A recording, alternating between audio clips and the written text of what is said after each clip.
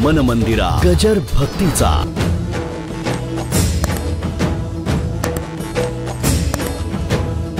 येणारा प्रत्येकाला सांगायचं, बघा काय आम्ही सुद्धा ते होतेपर्यंत दोघंही लहानच होतो. काय मला तर आठवतं, वाढदिवसाला एकदा त्यांनी 100 रुपये दिले मला. याला म्हटलं मला नको आहे तुमची नोट. तू काय फार मोठा झालास, आता महाराज झालास.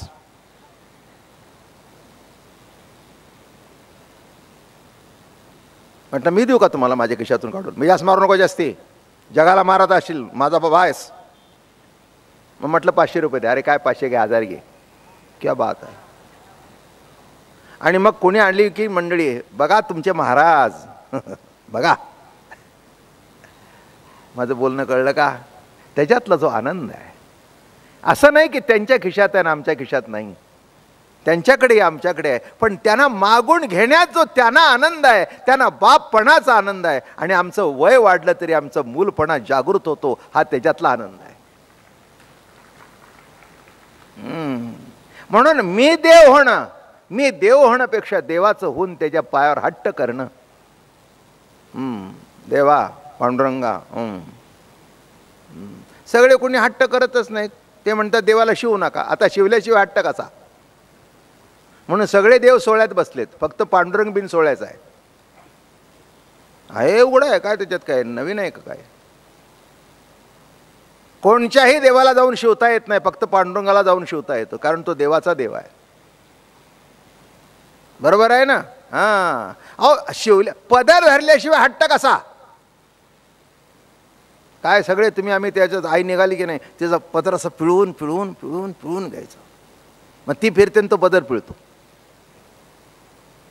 आता काय मला लग्नाला जायचं आहे काय, ह्या पदरात जाऊ दे, आता काय होईल ते होईल.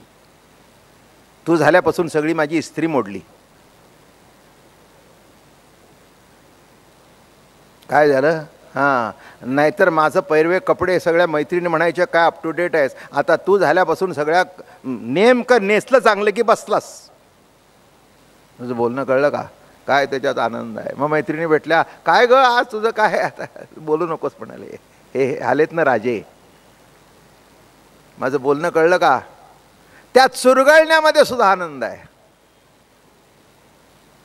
बरं का. अगं आता सध्या तू भेटत नाहीस, खरं सांगू का, त्याच्या मागे ना मला वेळच होत नाही. काय बोलण्याची गंमत आहे,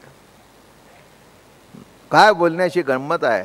तसं नीट लक्षात ठेवा, देवाचा पदर धरा म्हणजे तू इतराला सांगेल तुमच्या ज्ञानाकडे बघायला मला वेळ नाही, माझ्या भक्ताकडे बघण्यातच मला आनंद आहे.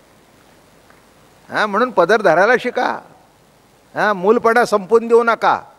माझं बोलणं कळलं का? कारण ते मूलगामी आहे, मूलगामी तत्व आहे, मूलगामी तत्व आहे. तसं विशिष्ट ज्ञान प्राप्त झाल्यानंतर तिथे अहंकार निर्माण होतो. मग तो म्हणतो आम्ही देव तुम्ही देव, मधी भेव कशाला. आम्ही देव आणि तुम्ही देव. हां, हे संपलं पाहिजे. अज्ञान नाही, तत्सापेक्ष ज्ञान सुद्धा संपलं पाहिजे. चला ओघात मागे सांगितले तर आता सांगून घेतो. काय आता सुरुवातच झाली, एकदा भूमिका नीट कळली म्हणजे पुढचं बरोबर होईल. एकदा दुर्वास ऋषी गोकुळामध्ये वृंदावनामध्ये आले आणि नदीच्या पलीकडे उतरले होते. अलीकडच्या तीरावर कृष्ण आणि हा ज्ञानी पलीकडच्या तीरावर. कळलं का? हे असंच असतं. त्या अलीकडच्या तीरावर आलं नाही कधी, ते पलीकडेच राहिले. आता गोपिका साध्या विचाऱ्या, सत्पुरुष कोणीतरी आलेत, महात्मे कोणीतरी आलेत. मग आले की ते पलीकडे उतरलेत. बघ त्यांचा 60,000 माणसं, तंबू बिंबू लागलेले, अट्रॅक्शन होती सगळी, दाढी विडी वाढलेली, केस बीस सगळं भव्य दिसत होतं बरं का. बरं कोणाकडे बघायचं तर ते लाल लाल डोळे सगळे बरं का. मोठं अवघड असं. वारकरी संत आपल्या घरच्यासारख्या वेशात आहेत म्हणून बघायला बरं वाटतं. अवघड असतं मोठं.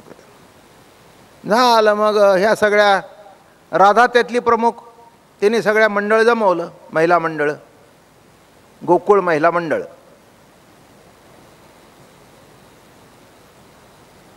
अध्यक्ष राधा, उपाध्यक्ष मधुरिका, हे सुद्धा गोपींची नावं आहेत. झालं, सगळ्यांनी ठरवलं साधूच्या दर्शनाला जायचं. या बाबाला कळलं प्रेमामध्ये विकेंद्रीकरण खपत नाही, प्रेम हे एकलंबनात्मक असतं.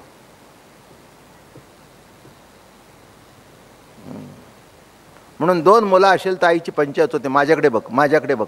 तिकडे बघितलं तर त्याला खपत नाही, त्याला वाटतं माझ्याकडेच बघावं. तसं कृष्णाला वाटलं मी असून त्याच्याकडे.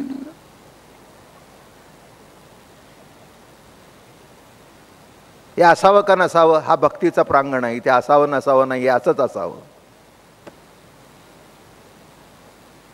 भक्तीमध्ये ऐश्वर्य रसाला प्राधान्य नाही, माधुर्य रसाला प्राधान्य आहे.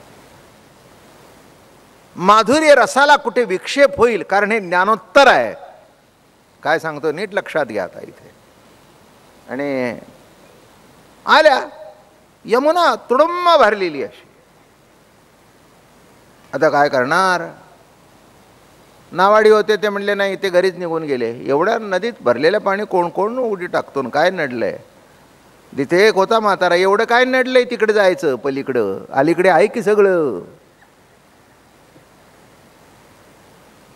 कुठे निघाला तिकडे. ते म्हणले गपरे तुला काय कळतंय, मोठे साधू आहेत. साधू असतील पण म्हणे संत आहेत का नाही प्रश्न आहे. नाही माझं बोलणं कळलं. ज्याच्यात अहंकार नाही आणि जो कोणाला शाप देत नाही तो संत. ह्यांचे सगळे इतिहासच शाप देण्याचे आहेत, कळलं का तुम्हाला. शाप द्यायचा आणि मग उशाप द्यायचा. काय संतांनी कोणाला शाप दिला नाही, उलट शाप मुक्त केला, आशीर्वाद दिला. हे संतांचं मोठेपण आहे. म्हणून हा फार मोठा फरक आहे. म्हणून संताची तुलना कुणाबरोबरही करू नका. मंबाजीने इतक्या वेळेला मारलं, मला नेहमी वाटतं त्या मंबाजीला मंबाजीने तुकाराम महाराज मारताना तुकाराम महाराजांच्या जागेवर दुर्वास पाहिजे होता. तुकाराम महाराजांच्या जागेवर जर दुर्वास असता तर तितक्या वेळेला मारून जिवंत करून मारला असतं. सोडलं असतं का. तुकाराम महाराज म्हणले काही नाही, एक काठी फुटली तर दुसरी. कीर्तनाला आले नाही, रोजचा श्रोता होता, त्याच्या घरी गेले.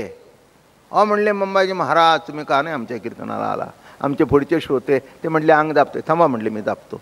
आता काय त्यांचा हात लागल्यावर सगळंच थांबलं.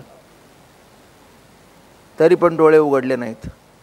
अहंकाराचे तोंड काळे, दावी बळे अज्ञान.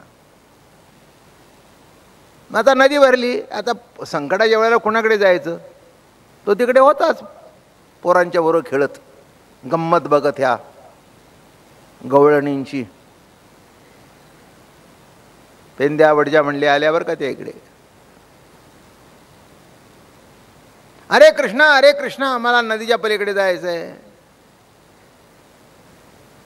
कृष्णा आम्हाला नदीच्या पलीकडे जायचंय. घटकावर गृहीत धरू. हे अज्ञानाचे तीर आहे, ते ज्ञानाचे तीर आहे. कळलं का. हा देव आहे, ते ज्ञानी आहेत नाही का. आणि सगळ्यातले शेवट संत हे ज्ञानोत्तर प्रेमलक्षणा भक्तीत आहेत.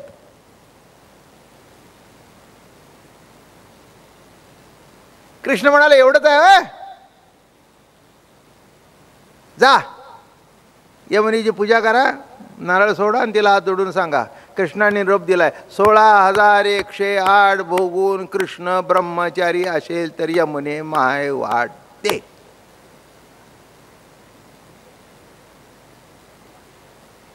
असं कुठे रामायणात आहे का.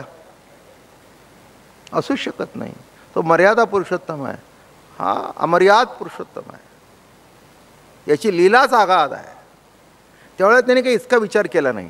मंत्र सापडला गेल्या. यमुना माय कृष्णाने तुला सांगितलंय 16,108 भोगून ब्रह्मचारी असेल यमुने माय वाटते. दिली नाही तिने वाट. त्या आनंदात त्यांना इतकं बरं वाटलं, कारण जेवण बिवण करून घेतलं होतं. हजारो गोपी निघालेल्या. हजारो गोपी. जसं यांच्याकडे त्या गणपतीच्या ह्याला येतात ना, कोटच्या तरी दिवशी येतात बघा सगळ्या. अंगारकीला. एवढं मला सांगितलं हजारो महिला. मला ते फोटो बघितलं, कोणचे काय असेल ते. हजारो महिला येतात. गणपतीला नैवेद्य वगैरे घेऊन, बरोबर आहे ना. तसे या ऋषीला घेऊन निघाल्या. 60,000 खंड्या एवढं घेऊन निघाल्या.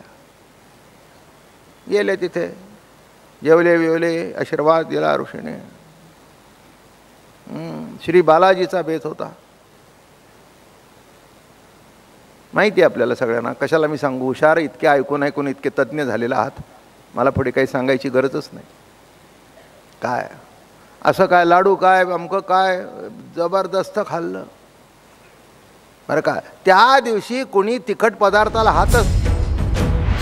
मन मंदिरा गजर भक्तीचा.